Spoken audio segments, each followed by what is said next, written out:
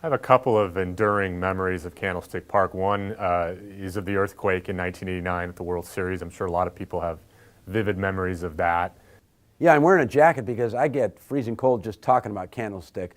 I was covering it for the Sacramento Bee and was in a media workroom before the game, and distinctly remember Tony Kornheiser and another East Coast writer scrambling for the doorway, and me being California cool, thought, oh, it's just another quake, no big deal.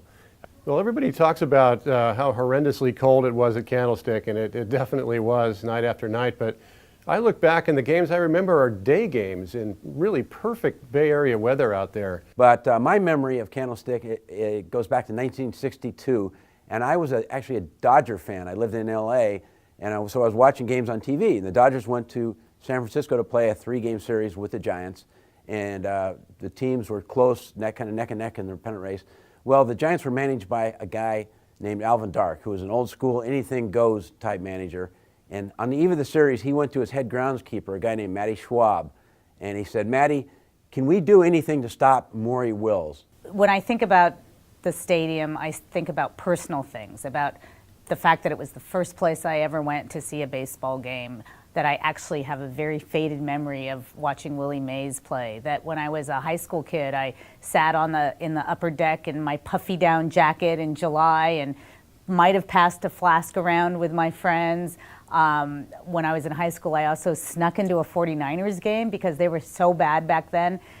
Going back to 1978, Mike Ivey hit a huge home run against the Dodgers that affected that pennant race. I'm sure Giants fans are always going to remember that. And so Matty Schwab says, "I got an idea." So Matty and his son, another groundskeeper, the night before the series opened, went out at night at Candlestick, dug up the entire first base area, and made it into a swamp. Put in peat moss, put in mud, gravel, a bunch of stuff. 1980, Willie McCovey had just announced his retirement.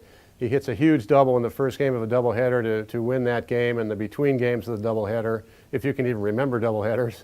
So the Giants wind up sweeping the series by cheating, and I've never forgiven them. And I blame it on Candlestick because I think that place was so cold and miserable, and in some ways it just brought out the worst in human nature in a lot of people like Alvin Dark and the Giants. Candlestick has remained an iconic and bizarre structure in my life, and one that I'm going to be actually really sad. I'm going to miss it a lot because everyone has a first ballpark or a first stadium that they go to, and Candlestick Park is mine.